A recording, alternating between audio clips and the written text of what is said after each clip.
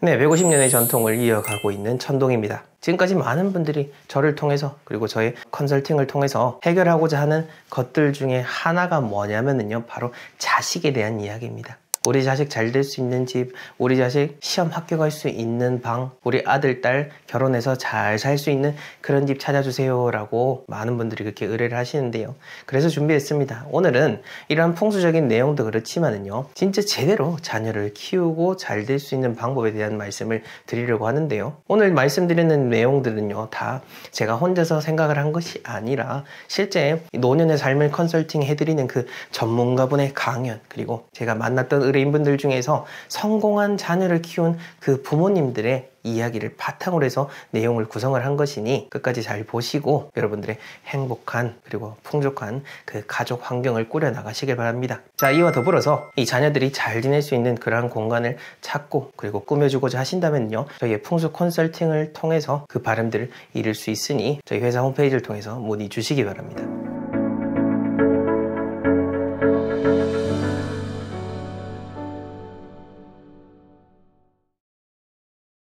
우선 소학에 있는 재밌는 이야기를 하나 들려드리려고 하는데, 제가 그 이름은 생각이 안 나는데 한 인물이 참 이 덕망이 높은데도 불구하고 이렇게 조정에 나가서 관직에 있지 않으니 그렇게 있는 그 사람을 보고 답답해한 그 주변 지인이 그 사람에게 직접 찾아왔는데, 근데 그 덕망이 높은 그 사람은 평소에 부부간에도 너무너무 참 예의를 서로 다하고 있고 직접 이렇게 농사를 지으면서 땀 흘려 일을 하고 있었습니다. 이 모습을 보니 그 지인은 더 답답해서 아니 이렇게 해서 대체 자녀에게 무엇을 남겨줄 수 있겠습니까? 라고 하자 이 덕망이 높은 분께서 말씀하시기를, 세상 모든 부모들이 자녀에게 위태로운 것을 안겨주고 있지만 나는 나의 자녀에게 편안함을 남겨주고 싶다. 그대가 보기에는 내가 자녀에게 남겨주는 것이 없다라고 생각하겠지만은 실상 내가 하는 것이 남겨주는 것과 다름이 없다 라고 이렇게 얘기를 했습니다. 자, 이 이야기를 들으시니까 여러분들 어떤 생각이 드십니까? 한번 여러 번 곱씹어서 생각을 해보셔야 되는 겁니다. 과연 나는 자녀가 진정으로 편안해질 수 있는 것을 남겨주는 것인지, 자녀가 위태로워지는 것을 남겨주는 것은 아닌지를 말이죠. 자, 이러한 점을 바탕으로 해서 두 가지 관점으로 한번 살펴보겠습니다. 우선 부모님의 입장에서 한번 생각을 해보자고요.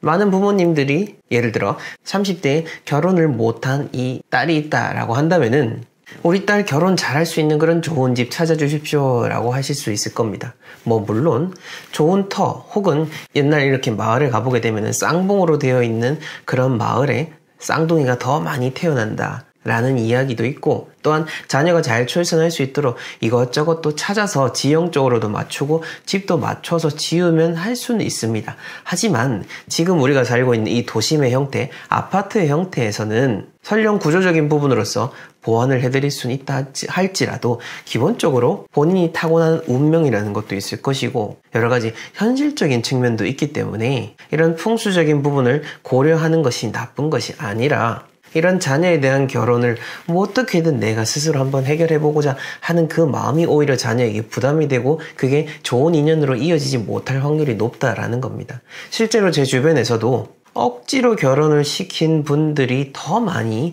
나중에는 후회하는 것을 볼 수가 있습니다. 그리고 처음에는 그렇게 반대를 했는데 나중에 시간이 지나고 나니 결국 둘이 좋아서 결혼을 했던 사람들이 더 화목하고 또 더 부모님에게 잘하는 모습, 그렇게 가족들이 잘 지내는 모습을 볼 수 있다라는 거죠.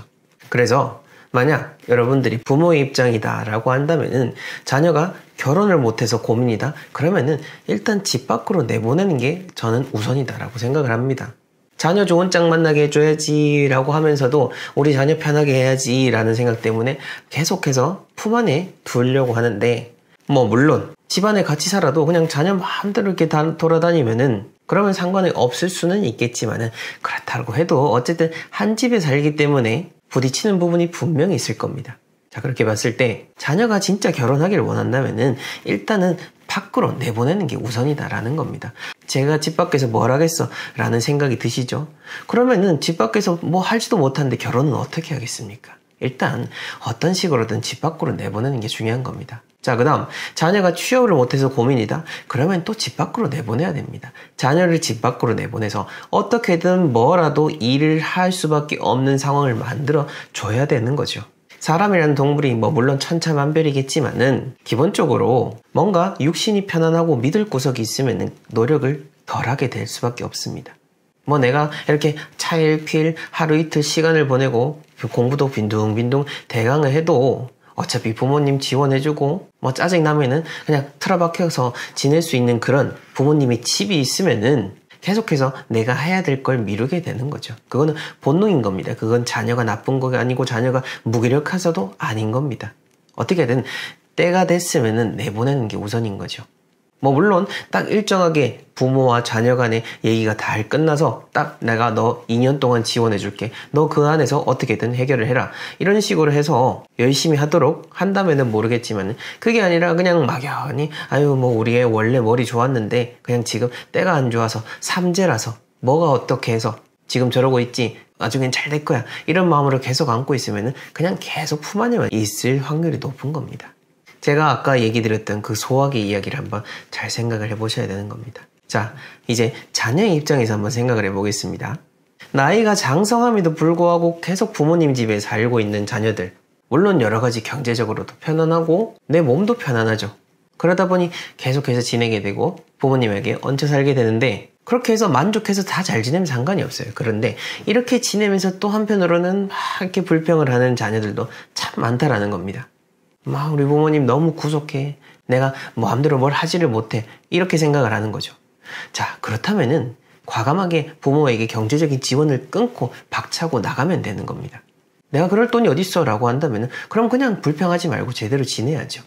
막 자유롭지 못한 걸 한탄하면서 부모가 주는 돈으로 밥 사 먹고 술 사 먹고 커피 사 먹으면서 또 그 자리에 앉아가지고 또 한탄을 늘어놓고 이렇게 낭비적이고 또 소모적인 일이 어디 있겠습니까? 한번 잘 생각을 해보셔야 되는 거고 만약 경제적인 능력이 있음에도 불구하고 부모님과 함께 산다라고 한다면은 당연히 그에 합당한 여러 생활비라든지 경제적인 공동체로서 함께 나아가야 되는 겁니다.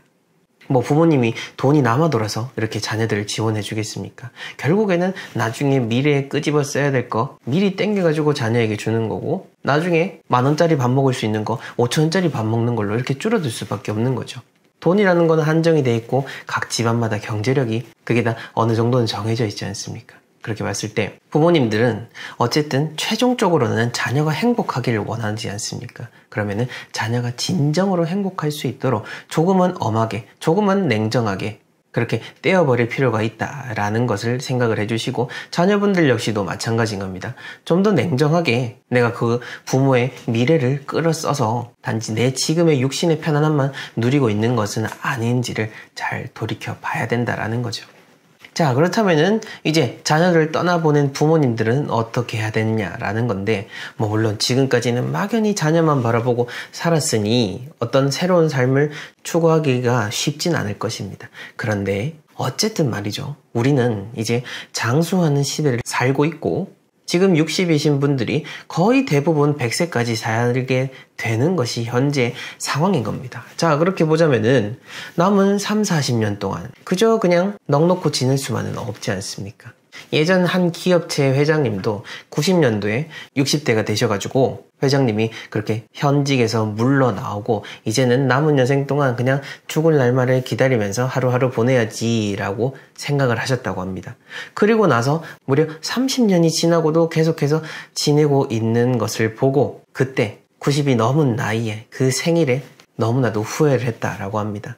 내가 60대 때 그때 현직에서 물러나고 퇴직을 할 때 다시 남은 30년에 대해서 계획을 했더라면은 더 많은 일을 할 수 있었을 거고 더 행복하게 삶을 살 수 있었을 건데 그러지 못해서 30년을 그저 그냥 그렇게 흘려보낸 것이 너무나도 후회스럽다라고 하시면서 몇 년 후에 돌아가시게 됩니다.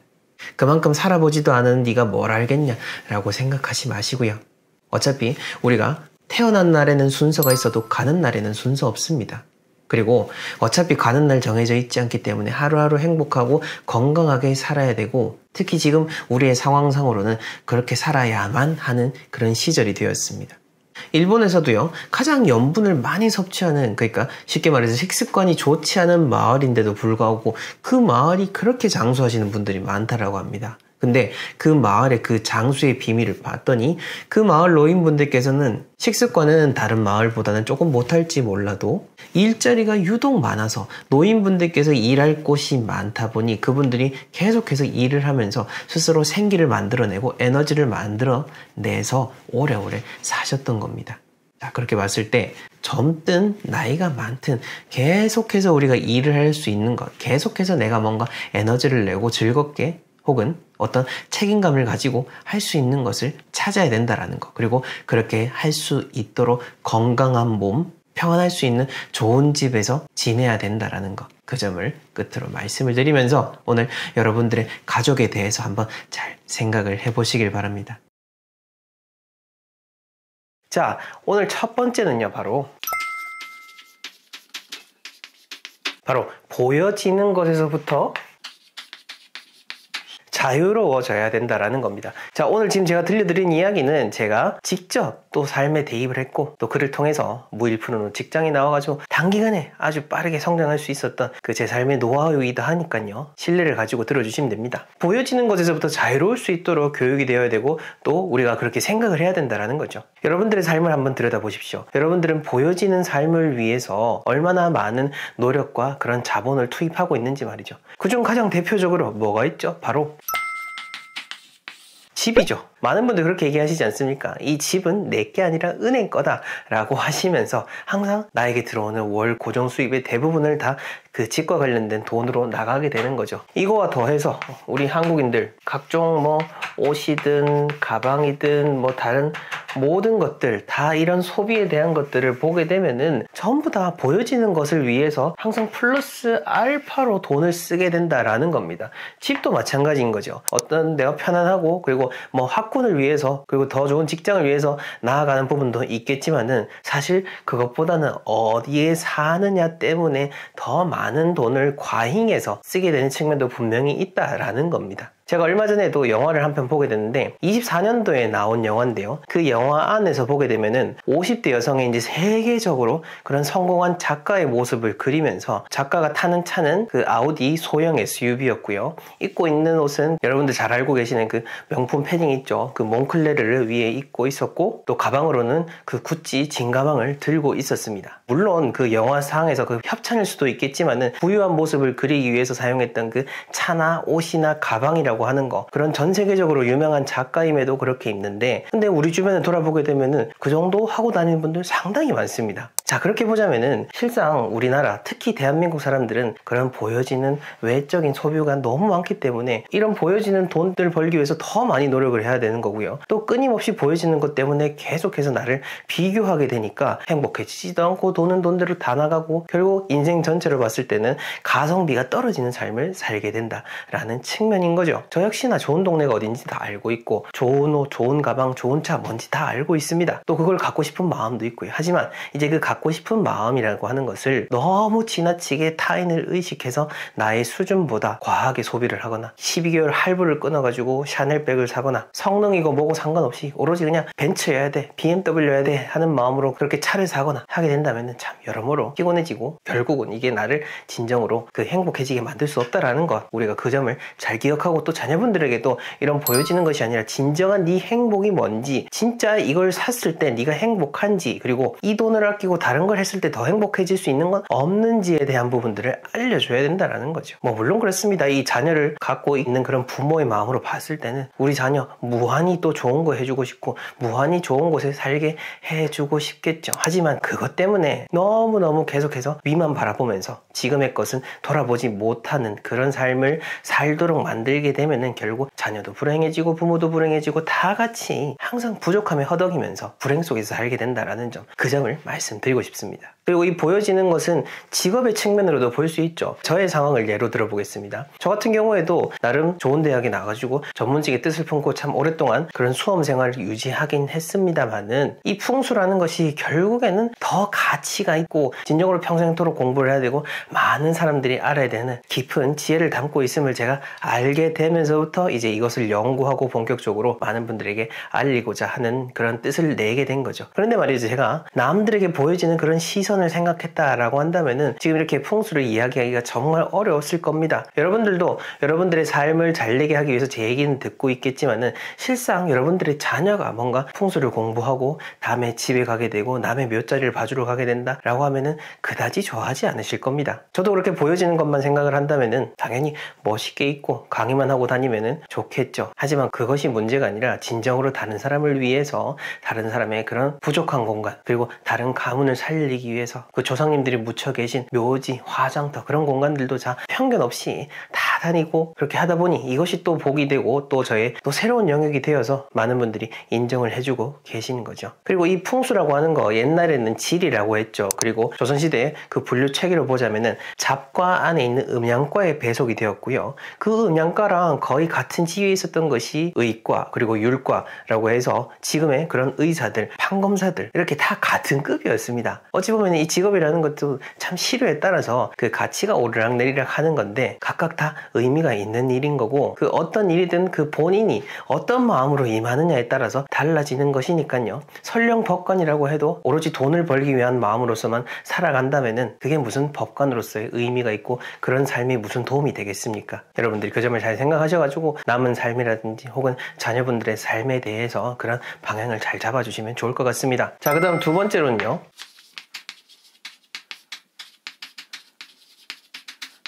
바로 나 혼자서는 잘 될 수가 없다라는 점을 우리가 교육을 시켜야 되고 우리의 삶에도 투영을 해야 된다라는 겁니다. 제가 풍수를 통해서 매일 의미 있는 키워드로서 들려드리는 것이 바로 교감, 소통이라고 하는 것입니다. 이게 왜 그러냐? 교감이 되고 소통이 되어야 또 다른 공간의 그런 기운들하고도 잘 순환이 되게 되고 모든 것이 순리대로 흘러갈 수가 있게 되는 건데 나 하나만 존재하는 그런 의미로서의 삶을 살아가게 된다면은 주변의 도움을 전혀 받을 수가 없게 되는 거죠. 내가 잘났다라고 말할 수 있는 이유는요.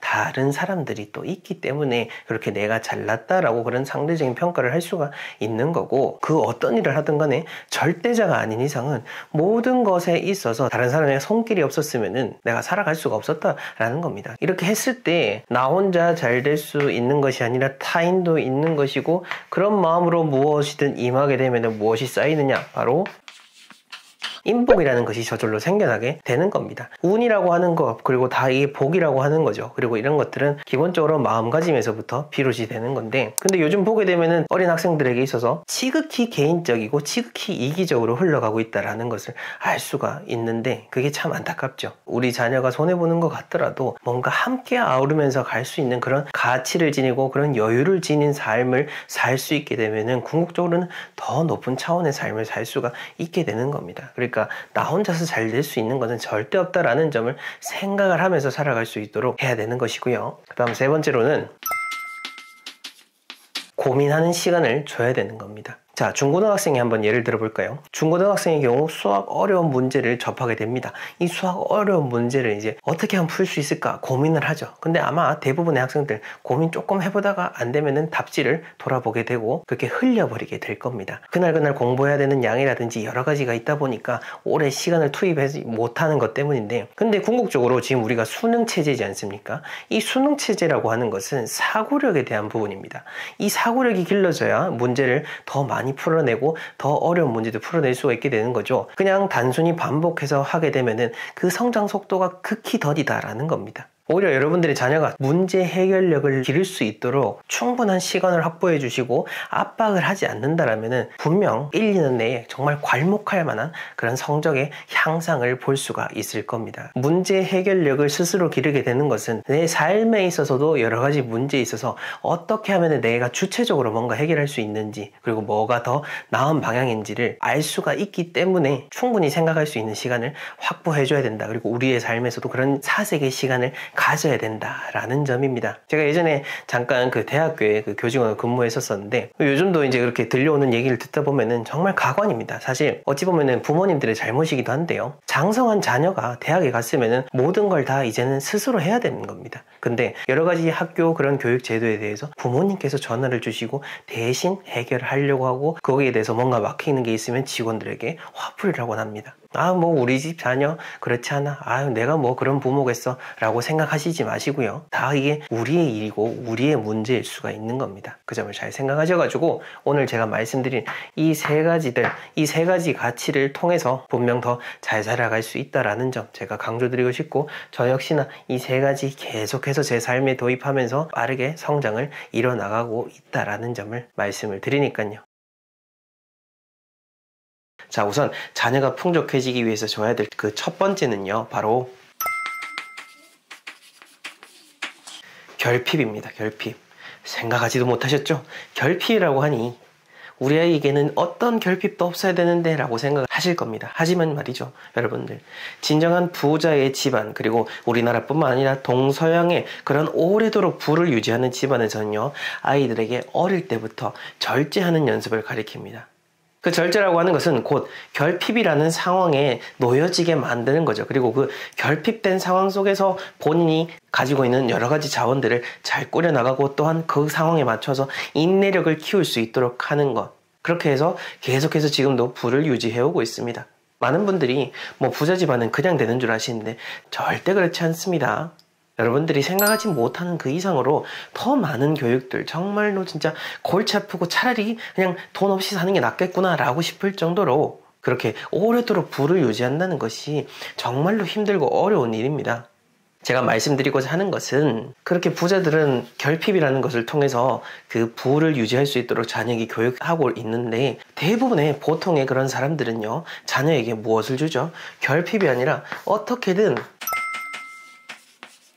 풍족을 주기 위해서 애씁니다. 그 풍족이라고 하는 것은 그냥 쉽게 말해서 숟가락으로 밥을 입에 퍼넣어주는 오로지 그런 행위로서 풍족할 수 있도록만 하는 거죠. 즉, 가만히 있어도 살찌울 수 있는 그런 삶을 만들어주고 있는 것이 많은 잘못된 양육의 모습이라고 볼 수가 있는 거죠.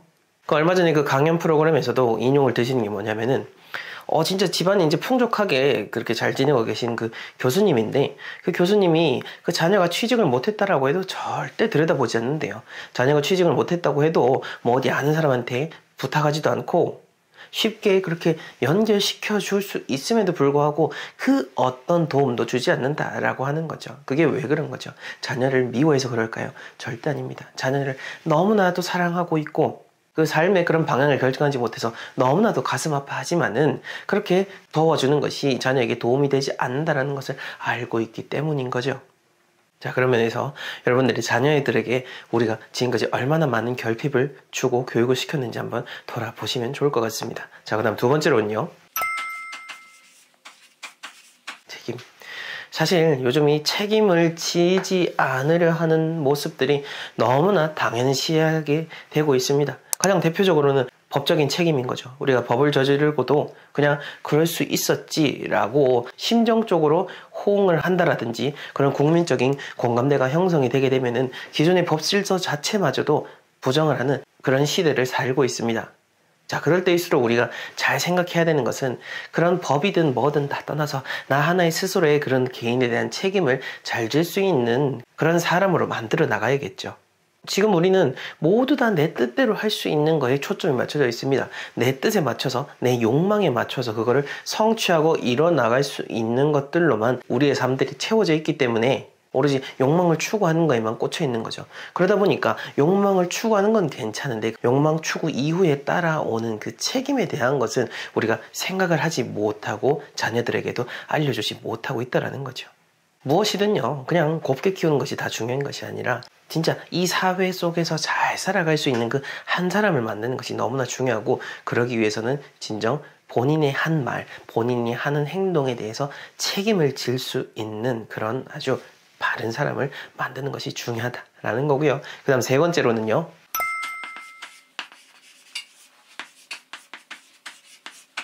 선택에 대한 자유입니다. 큰 것이든 작은 것이든 간에 스스로 뭔가를 선택할 수 있도록 그 자유를 주는 거죠. 네가 어떤 학원을 갈지를 선택을 하라고 하고, 네가 어떤 학교를 갈지, 그리고 네가 어떤 식으로 삶을 살지, 어떤 직업을 원하는지를 그거를 스스로 선택할 수 있도록 열어줘야 되는 건다라는 겁니다. 하지만 그렇지 않죠. 우리는 딱 정해져 있지 않습니까? 제가 수능을 칠 때도 그랬지만은 지금은 더 심해진 것 같습니다. 그리고 경제는 계속해서 침몰하고 있는데 사교육 시장은 점점 더 커지고 있죠. 이게 양극단이 같이 갈 수밖에 없는 겁니다. 왜냐? 사회적으로 불안하니까 우리 아이에게 더 많은 교육을 시켜서 이 아이가 어떻게든 전문직이 되고, 지금 우리의 현재 사고관에 있어서 안정적이다 싶은 그런 전문직, 그런 안정적인 회사, 거기에 보내려고 애를 쓰고 있고, 그러기 위해서 마구마구 돈을 쏟아붓고 있습니다. 뭐 그러다 보니까 애들 그냥 오호호 하면서 그냥 휩쓸려 가는 거죠. 그러다가 진짜 운이 좋게 원하는 대학에 간다고 해도 거기 가서 이제 딱 직면하게 되는 겁니다. 내가 원했던 건 이게 아닌데, 이건 나랑 너무 맞지 않은데 라고 하면서 그때 막 혼란이 가져오게 되고, 부정하게 되고, 여러 가지 교우관계, 그런 자신의 미래, 뭔가 이성을 만나는 거, 모든 게 다 꼬여버리게 되는 겁니다. 그래서 이렇게 주변에서 제안을 해버리는 그 아이의 미래는요, 곧 다른 사람을 의식해서 만들어 놓은 미래밖에 되지 않습니다. 본인의 행복을 위한 미래가 아닌 거죠. 그래서 선택할 자유를 줘야 진정으로 다른 사람의 시선을 의식하지 않고 제한된 자원 이내에서, 그리고 쉽게 행복감을 느낄 수 있는 진정으로 의미 있는 삶을 살 수가 있는 거죠. 모두 다 소시민으로 살라는 것은 아닙니다. 개인의 역량에 따라서 누군가는 더 큰 야망을 가지고 진짜 어떤 사회에 기여할 수 있는 큰 기업을 일구거나 큰 정치인이 될 수도 있겠죠. 하지만 모두가 다 그렇진 않지 않습니까? 누군가는요, 10,000원이 있어야 행복하지만 누군가는 100원만 있어도 정말 풍족하게 사는 사람이 있습니다.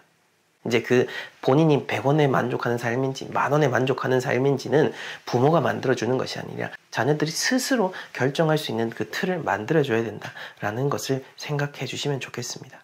자, 사실 오늘 말씀드리는 이런 이야기는요, 저희에게 연락을 주시는 그 부모님들께 해드리고 싶은 이야기이기도 합니다.